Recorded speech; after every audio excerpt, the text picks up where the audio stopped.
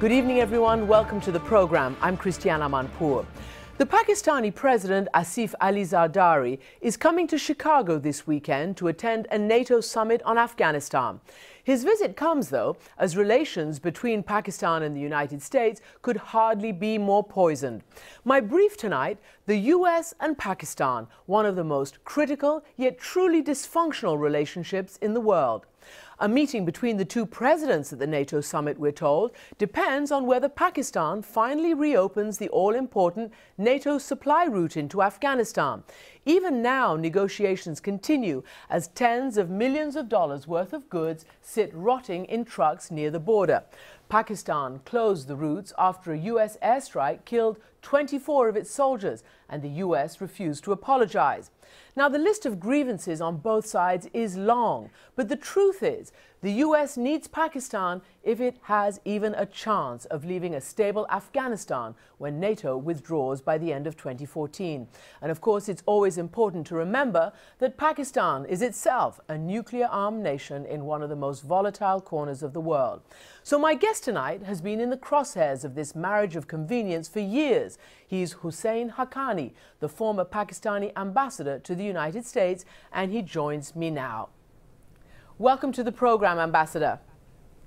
Pleasure being here, Christian. Now, I know you're former ambassador, but, you know, old habits die hard. So let me ask you, are you optimistic that what I've described just now is going to be resolved, this relationship at the NATO summit? I think that we will move forward. It is always good for heads of state to meet. President Zardari will certainly extend a hand of cooperation and friendship.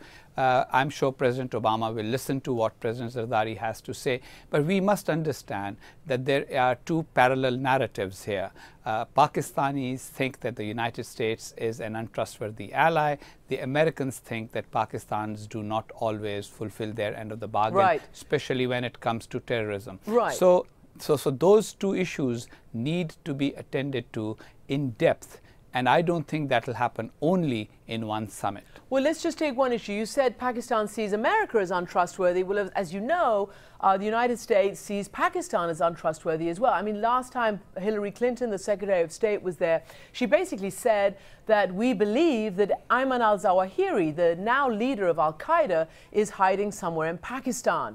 And yet there's no hint that the authorities are even trying to go after him.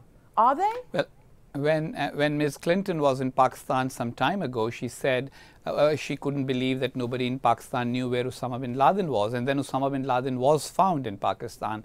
This time she made these remarks in India, not in Pakistan. She didn't even go to Pakistan. Look, I am, as a Pakistani, very concerned about the direction of my own country. I am among those who feel that there are elements in Pakistani society who do not allow us to have an honest and realistic debate about foreign policy. We just want to blame our neighbors, our enemies. We don't want to take account of what is wrong at home. But that said, Pakistan does have genuine concerns. We are concerned about the future of Afghanistan. We do not want India to create a kind of presence in Afghanistan that the United States would not have tolerated if the Soviets had created it in Mexico during the Cold War. All of those issues need to be thrashed out. We both need to have an honest discussion. Pakistan needs to discuss its relations with the United States honestly and openly within our society, instead of allowing a small group of people, ideologically motivated and seeking essentially the domination of an Islamist ideology in Pakistan, but unable to get votes. They should not be allowed to dominate the discourse in Pakistan. Well, you're being very blunt, and I'm not just reading between the lines. I want you to expand here. You seem to be saying that it is the military and the intelligence that seems to be running Pakistan's affairs, or at least trying to, and that not enough space is being given to the civilian, the elected government. And not only that, you've written that you think the government is being hampered by the justice system itself. Well, basically, let me rephrase all of that. It's not just the military, the intelligence service, the judges. It's what I call national discourse.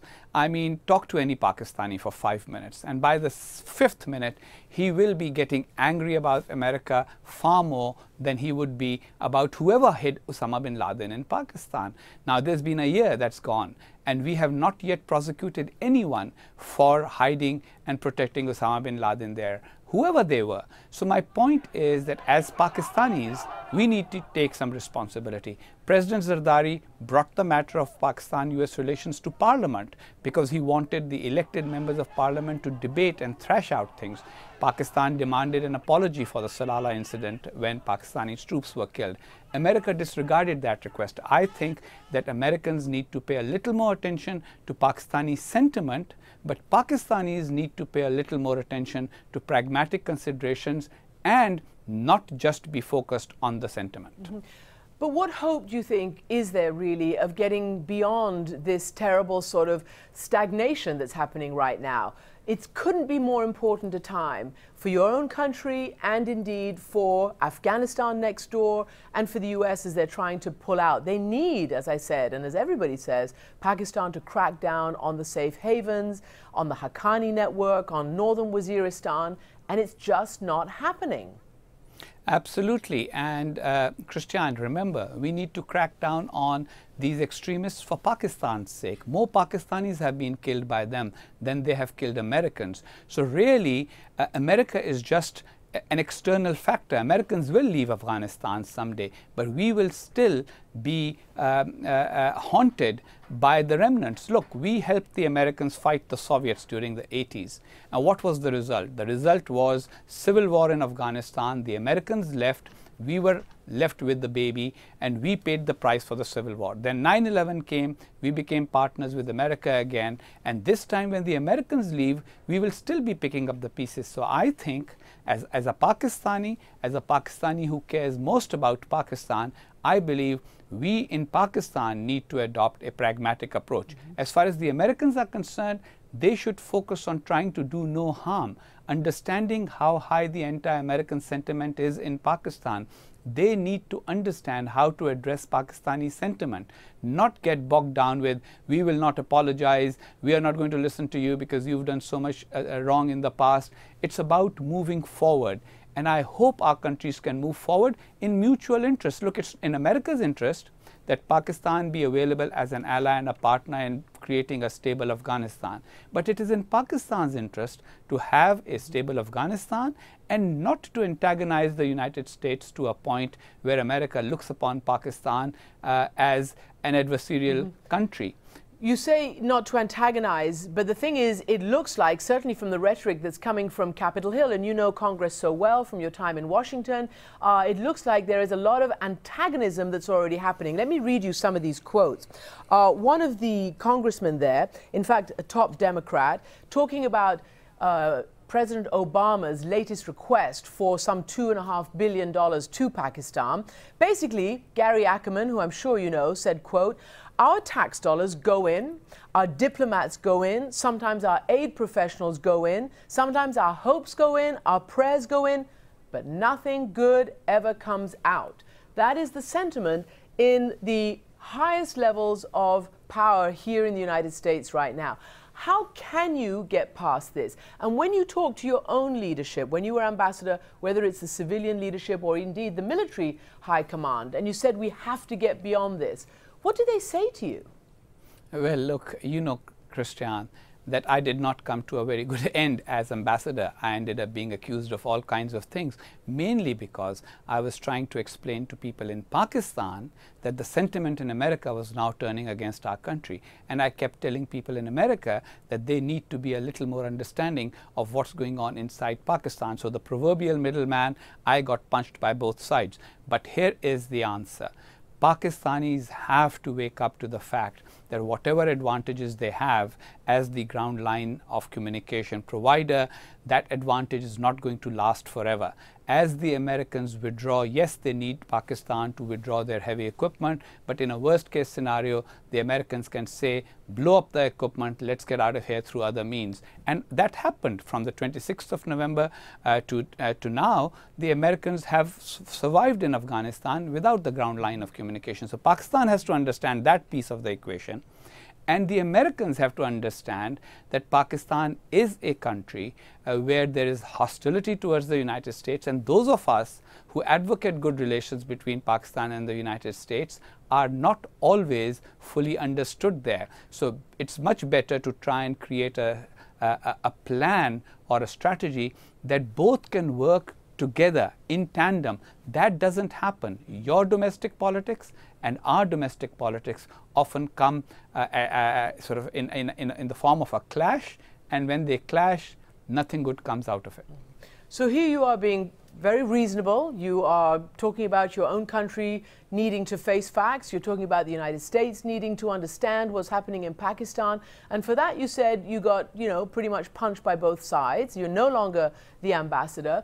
And I've heard also that you've had threats to your life. What is the state of your safety, your security? You can't go back to Pakistan, or at least you're not going back for the moment?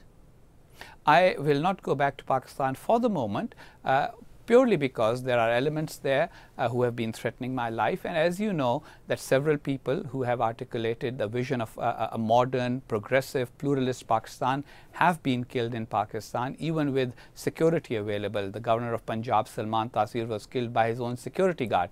So till such time as the ideologically motivated, hateful rhetoric against me is continuing, it's better for me to stay out. But that does not mean I will be out of the argument. I will continue to make the case that Pakistan has to decide, do we want to embrace a future that will make Pakistan a future South Korea, or do we want to embrace a future that will make us like Iran or Somalia? And I think that we should opt for an optimistic future, not a hateful future. Well, agreed. But finally, what is your prognosis? Will that happen?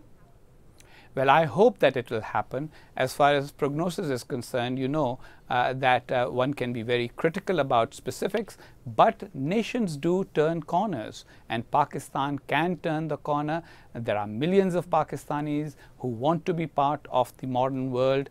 They have a pluralist outlook, and we have a very young population now. Unfortunately, right now that young population is being felt xenophobic, ideological ideas, but at the same time, they can all start looking towards a more positive future in which they will have an education, opportunities and jobs. Husain Haqqani, thank you so much indeed for joining us. Always a pleasure talking to you, Christiane. Thank you, Husain. And when we return, we're not going to be able to turn the ship of state, but we will take a big turn and meet the world's most famous and admired pilot who somehow managed to land a plane in New York's Hudson River those years ago. But first, as we've heard now, the battle between the US and Pakistan over the use of drones reaches even the very youngest. Who knows if this child here can even read the sign that she's carrying, but it is sad to see someone so young and innocent caught up in the propaganda war. We've just been talking about all of that, and we'll be right back.